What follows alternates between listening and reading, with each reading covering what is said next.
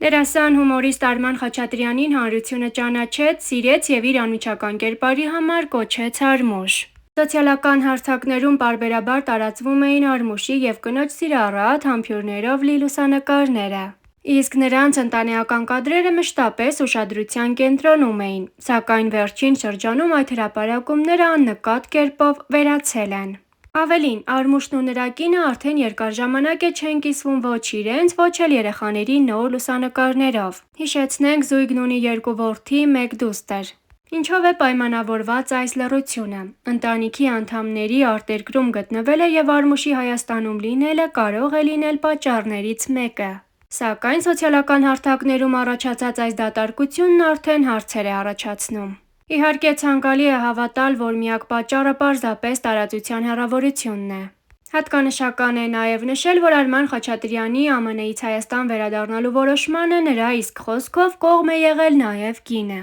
Պատճառը եղել է այն, որ Արմուշի աշխատանքային գործունեությունը առավել ակտիվ է հենց հայրենիքում։ Վերադառնալուց հետո նա ներգրավվեց մի շարք նոր նախագծերում, ինչի արդյունքում նրա կերպարը, կարելի է ասել, ճակերտավոր թարմացավ հանրության հիշողության մեջ և կրկին հայտնվեց ուշադրության կենտրոնում։ Ինչպես մասնագիտական ակտիվությունը, այնպես էլ անձնական կյանքի շուրջ լռությունը սկսեցին ակնհայտորեն հակադրվել միմյանց։ Նշենք, որ Արման Խաչատրյանը հյուրընկալվել էր «Ապրել սիրելով» հաղորդաշարին։ Արմուշը զրույցի ընթացքում խոսեց 9 տարվա աշխատանքային դադարից։ Իր կարծիքով, եթե չլիներ այդ ընդմիջումը, լճացում կլիներ։ Վերադարձի մասին խոսելով նշեց, որ Ռաֆայել Երանոսյանի հրավերով է եկել, որին հաջորդեց հուզիչ պատմությունը։ Ռաֆոն ասեց՝ սիթքոմ ենք նկարում ու ուզում ենք դու էլ լինես։ Էլ ոչինչ չեմ լսել ինչ է ասում։ Ասել եմ հարց չկա, գալիս եմ, որովհետև 9 տարի իմ մասնագիտությունով չէի զբաղվել։ Եկա, նկարվեցի ու վերջին նկարահանմանս օրն էր, բոլորին հաջող արեցի, նստեցի մեքենան։ Ճանապարհին ահավոր ուժեղ լացելով գնացել եմ մինչև տունս։ Մյուս օրը պիտի թռնեի Միացյալ Նահանգներ։ Թռա։ Երկրորդ օրն էր, արթնացա հաղորդագրությունից, տեսա Ռաֆոյից նամակ էր եկել։ Վիդեո էր, սեղմեցի տեսնեմ ամբողջ նկարահանման խմբով կանգնած էին ու կամերային գոռում էին՝ Արմուշ, հետ արի։ Տեղել սկսեցի ուժեղ լացել, շատ լացեցի։ Լուսոյին արթնացրեցի, ասեցի ես գնում եմ։ Ասեց դու գնում ես։ Ու եկա։ Տենց Ռաֆս վերադարձրեց ինձ։ Նշենք, որ Արման Խաչատրյանը եղել էր նաև Comment Story էլեկտրոնային հաղորդման հյուրը, որտեղ ևս խոսել էր աշխատանքային դադարից։ Աշխատանքային գործունեություն 8 տարի չեմ ծավալել, էն ինչ լինում ա տեղին ա լինում։ Վերադարձել եմ մտքերով և եռանդով, լավն էլ սա էր, որ պաուզա լինի, վերալիցքավորվես։ Անցնելով հաղորդման ամենակարևոր մասին, առաջին մեկնաբանությունը։ Էս հաղորդումից հետո Արմուշը աչքիցս ընկավ, իրա մասին մեծ կարծիք ունի, համեստությունը լավ բան ա։ Ասելիք ունեիր, կանգնեիր դեմը ասեիր, կնգա նման բամբասում ես։ Արմուշը պատասխանեց՝ նորմալ ա, ոչինչ, կոմենտներում կլինեն տենց բաներ։ Ադեռ ադեղի, նյարդայնացա, չես կարում պարզ ասես ինչի ես գնացել ԱՄՆ։ Համեն ա ասում համեն, մարդ զզվում ա սենց սուտի դեմքերից։ Պարզ ասել եմ միշտ, առաջինը դե պապաս ա եղել պատճառը, վատառողջ էր, որից հետո արդեն երեխաներիս ապագան էր։ Գնացել եմ երեխաներիս ուսման հետևից, որ հետո դառնան լավ մասնագետ, վերադառնան և ծառայեն ի բարօրություն հայրենիքի։ Վայ ձեր տունը շինվի, նենց եք խոսում թմրամոլությունից, ոնց որ ամեն պադյեզդում մի հատ նարկոման եք տեսել։ Չկա տենց բան, ընկեր Արմուշ։ Կա Հայաստանում շատ, վերականգնողական կենտրոն պետք է ստեղծվի։ Ես 10 մատի պես տեսնում եմ նայում եմ, որովհետև էնտեղ ես վերականգնողական կենտրոնում աշխատել եմ։ Ահա որ վիճակում ա ու բերելու ա չբերության, ծնելիությունը քչանալու ա, իսկ էդի ազգի կործանման կետերից մեկն ա։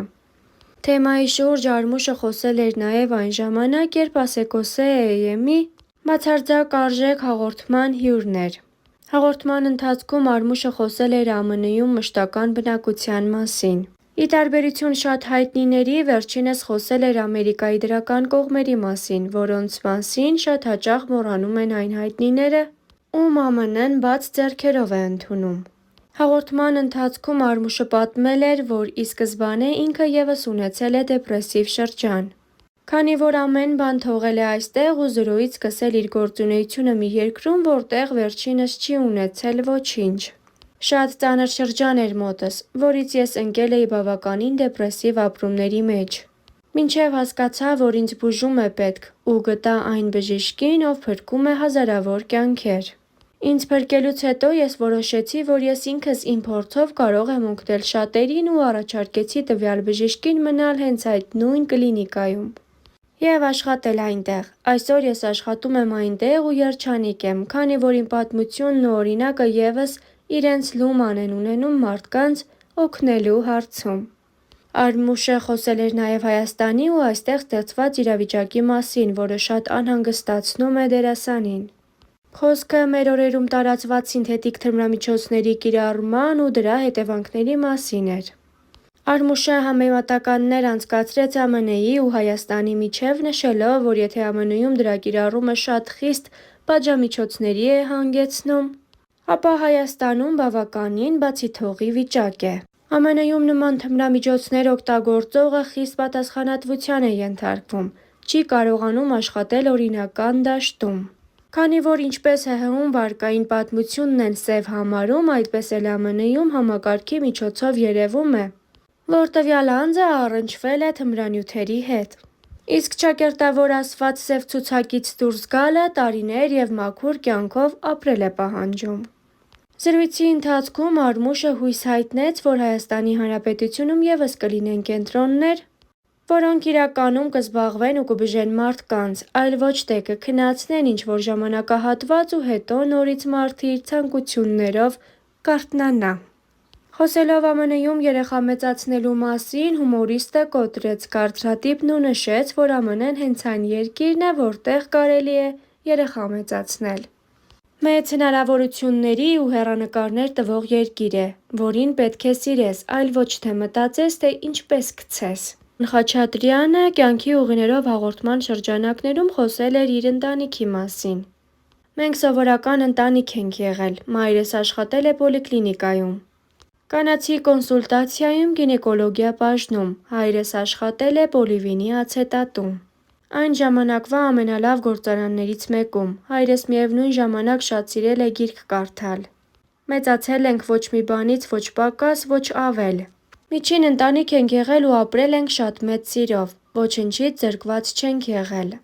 Ազատությունից զրկված չենք եղել ամենակարևորը անգամ այն ժամանակ։ Չենել ենք ունեցել, մերժումել ենք ունեցել, որ սովորենք չէել կարող է լինել։ Նույնն իմ մեջ է, որը փոխանցվում է երեխաներիս։ Որպես երեխա ակտիվ եմ եղել շատ, չարաճճի։ Ընկերությանը նվիրված եմ եղել միշտ, այն ժամանակվանից ամենաուրախն եմ եղել, ամենալավ անեկդոտ պատմողը։ Սիրել եմ կերպարներ կերպարանավորել անգամ կենդանիների։ Հալած յուղի նման չեմ եղել, ծնողներիս ջղայնացրել եմ շատ։ Ինչի, որովհետև բակն եմ սիրել։ Հետո անցան տարիներ, հիմա այնքան շնորհակալ եմ, որ բակի կյանքն ավելի սիրեցի, որովհետև մինչև այսօր ցանկացած իրավիճակից կարող եմ դուրս գալ։ Կարող եմ ձորում էլ ապրել, օտար երկրում էլ, ես կարող եմ։ Արմուշի բանակից մի տարի հետո հայրը մեկնում է ԱՄՆ, ավագ քրոջ մոտ, հետո մայրը։ 12 տարի հարազատներին գրկելու անհագ ցանկությամբ կարոտած հյուրախաղերով ընկերների հետ մեկնում է Ամերիկա և հանդիպում ընտանիքի անդամներին։ Երկրորդ անգամ արդեն 2016 թվականին Արմուշը թողնում է ամեն ինչ և մեկնում ԱՄՆ։ Հայրը վատառողջ էր, որոշ ժամանակ անց տանում է նաև կնոջն ու երեխաներին, որ հայրը տեսնի թոռներին։ Մի քանի անգամ իրեն փրկելուց հետո վերջին կետն արդեն չիպն էր, որը դրել էին սրտի վրա։ Դա վերջն էր, դրա հետ ծխելը չէր կարելի, ինքը չհամակերպվեց, չհանձնվեց, ծխեց։ Նախընտրեց սիգարետը երկարակեցությունից։ Վերջերս Արմուշի հարցազրույցներից մեկի մեկնաբանությունների բաժնում իրեն անիծել են, և որ ամենավատն է, դա հայ կանայք են արել։